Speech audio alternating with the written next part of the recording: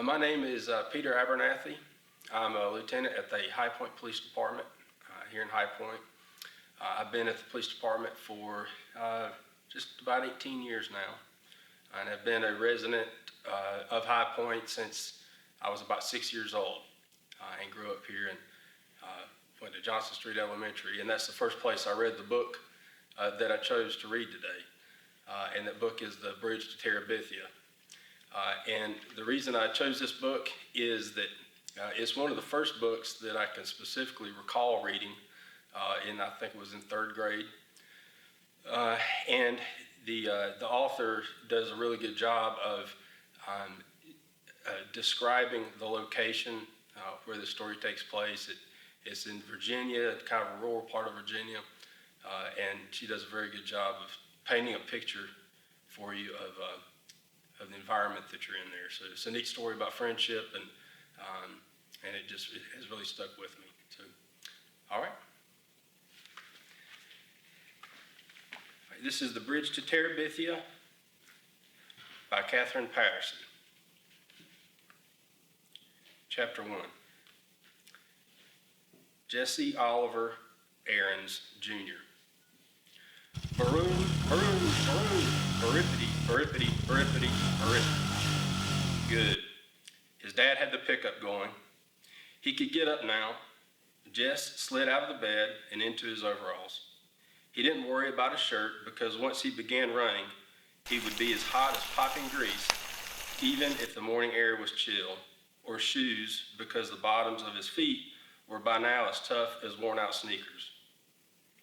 Where were you going, Jess? Maybelle lifted herself up sleepily from the double bed where she and Joyce Ann slept. Shh, he warned. The walls are thin. Mama would be mad as flies in a fruit jar if they woke her up this time of day. He patted Maybelle's hair and yanked the twisted sheet up to her small chin. Just over the cow field, he whispered. Maybelle smiled and snuggled under the sheet. You gonna run? Well, maybe. Of course he was gonna run.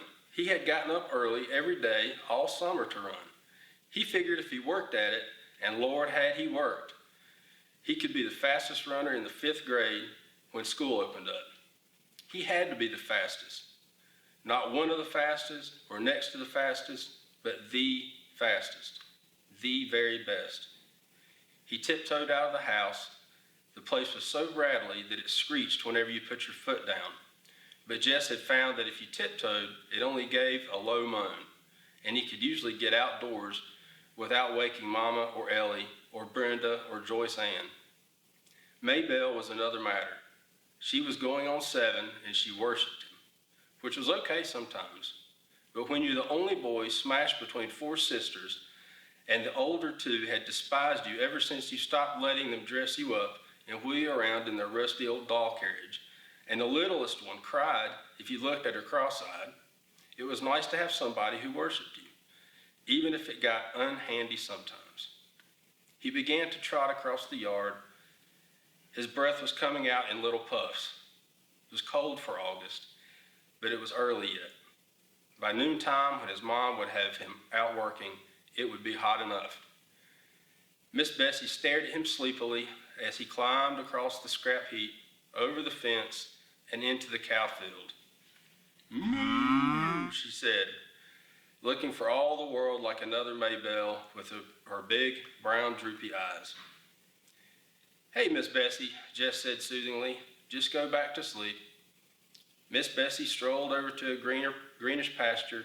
Most of the field was brown and dry, and yanked up a mouthful. That's a girl.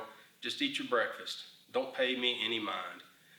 He always started in the northwest corner of the field, crouched over like the runners he had seen on Wide World of Sports. Bang, he said, and took off flying around the cow field. Miss Bessie strolled toward the center, still following him with her droopy eyes, chewing slowly. She didn't look very smart, even for a cow. But she was plenty bright enough to get out of Jess's way. His straw-colored hair flapped hard against his forehead, and his arms and legs flew out every which way. He had never learned to run properly, but he was long-legged for a 10-year-old, and no one had more grit than he. Lark Elementary was short on everything, especially athletic equipment. So all the balls went to the upper grades at recess time after lunch. Even if a 5th grader started out the period with a ball, it was sure to be in the hands of a 6th or 7th grader before the hour was half over. The older boys always took the dry center of the upper field for their ball games, while the girls claimed the small section for hopscotch and jump rope and hanging around talking. So the lower grade boys had started this running thing. They would all line up on the far side of the lower field where it was either muddy or deep crusty ruts. Earl Watson, who was no good at running but had a big mouth, would yell bang, and they'd race to the line they towed across at the other end. One time last year, Jess had won. Not just the first heat, but the whole shebang. Only once, but had put into his mouth a taste for winning. Ever since he had been in 1st grade, he'd been that little crazy kid that draws all the time. But one day, April the 22nd, a drizzly Monday, it had been, he ran ahead of them all, the red mud slushing up through the holes in the bottom of his sneakers. For the rest of that day and until after lunch on the next, he had been the fastest kid in the 3rd, 4th, and 5th grades. And he only a 4th grader. On Tuesday, Wayne Pettis had won again as usual. But this year, Wayne Pettis would be in the 6th grade. He'd play football until Christmas and baseball until June with the rest of the big guys. Anybody had a chance to be the fastest runner. And by Miss Bessie this year, it was going to be Jesse Oliver Aarons Jr. Just pumped his arms harder and bent his head for the distant fence. He could hear the 3rd grade boys screaming him on. They would follow him around like a country music star, and Maybelle would pop her buttons. Her brother was the fastest, the best. That ought to give the rest of the 1st grade something to chew their cuds on. Even his dad would be proud. Jess rounded the corner. He couldn't keep going quite so fast, but he continued running for a while. It would build him up. Maybelle would tell Daddy so it wouldn't look as though he, Jess, was a bragger. Maybe Dad would be so proud he'd forget all about how tired he was from the long drive back and forth to Washington and the digging and hauling all day. He would get right down on the floor and wrestle the way they used to. Old Dad would be surprised at how strong he'd gotten in the last couple of years. His body was begging him to quit, but just pushed it on. He had to let that puny chest of his know who was boss. Jess, it was Maybelle yelling from the other side of the scrap heap. Mama says you got to come in and eat now. Leave that milking till later. Old crud, he'd been running too long. Now everyone would know he'd been out and start in on him. Yeah, okay, he turned, still running, and headed for the scrap heap. Without breaking his rhythm, he climbed over the fence, scrambled across the scrap heap, thumped Maybelle on the head, ouch, and trotted on to the house.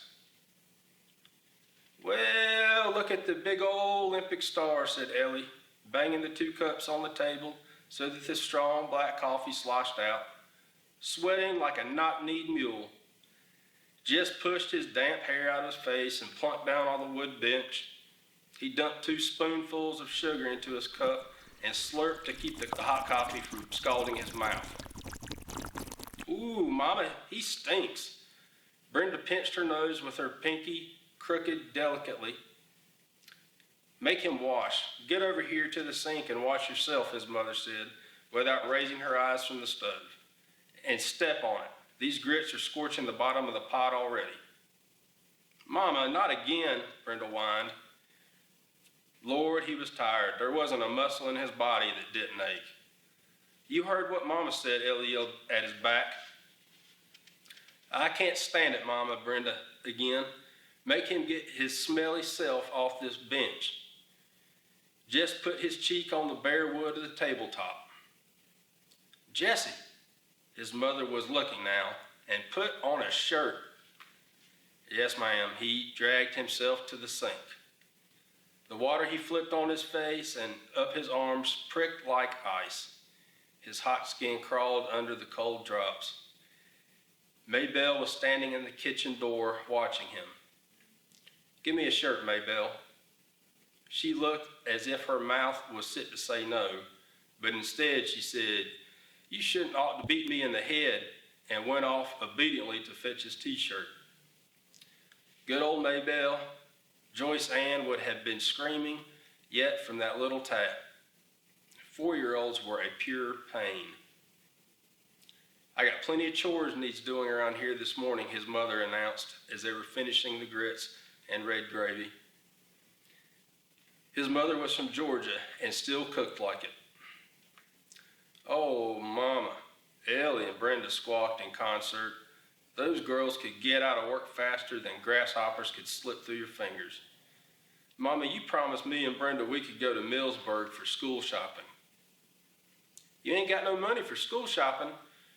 Mama, we just want to go look around. Lord, he wished Brenda would stop whining. Christmas, you don't want us to have no fun at all. Any fun, Ellie corrected her primly. Oh, shut up. Ellie ignored her. Miss Timmons is coming to pick us up. I told Lolly Sunday that you said it was okay. I feel dumb calling her and saying you changed your mind. Oh, all right, but I ain't got no money to give you. Any money, something whispered inside Jess's head. I know, Mama. We'll just take the $5 Daddy promised us. No more than that. Well, what $5? Oh, Mama, you remember? Ellie's voice was sweeter than melted Mars bars. Daddy said last week we girls were going to have something for school. Oh, take it, his mother said angrily, reaching for her cracked vinyl purse on the shelf above the stove. She counted out 5 wrinkled bills. Mama, Brenda was starting again. Can't we have just one more so it'll be 3 each? No. Mama, you can't buy nothing for just $2.50. Just one little pack of notebook paper's gone up to no. Ellie got up noisily and began to clear the table. You turned to wash, Brenda, she said loudly. Oh, Ellie. Ellie jabbed her with the spoon. Jess saw that look. Brenda shut up her whine half a way out of her rose luster lipstick mouth. She wasn't as smart as Ellie, but even she knew not to push Mama too far, which left Jess to do the work as usual. Mama never sent the babies out to help, although if he worked it right, he could usually get Maybelle to do something. He put his head down on the table. The running had done him in this morning. Through the top ear came the sound of Timmons' old Buick. It wants oil, his daddy would say, and the happy buzz of voices outside the screen door as Ellie and Brenda squashed in among the 7 Timmonses. All right, Jess, get your lazy self off that bench. Miss Bessie's bag is probably dragging the ground by now, and you still got beans to pick. Lazy? He was a lazy one. He gave his poor dead weight of a head 1 more minute on the tabletop. Jessie? Okay, Mama, I'm going. It was Maybelle who came to tell him in the bean patch that people were moving into the old Perkins place down on the next farm. Jess wiped his hair out of his eyes and squinted. Sure enough, a U-Haul was parked right by the door. One of those big jointed ones. These people had a lot of junk, but they wouldn't last. The Perkins place was one of those ratty old country houses you moved into because you had no decent place to go and moved out of as quickly as you could. He thought later how peculiar it was that here was probably the biggest thing in his life, and he had shrugged it off as nothing. The flies were buzzing around his sweating face and shoulders. He dropped the beans into the bucket and swatted with both hands. "Give me my shirt, Maybelle." The flies were more important than any U-Haul. Maybelle jogged to the end of the row and picked up his t-shirt from where it had been discarded earlier. She walked back, holding it with two fingers way out in front of her. "Ooh, it stinks," she said, just as Brenda would have. "Oh, shut up," he said, and grabbed the shirt away from her. I'm Peter Abernathy, and my book was The Bridge to Terabithia, and I encourage you to come to the High Point Public Library and check this book out.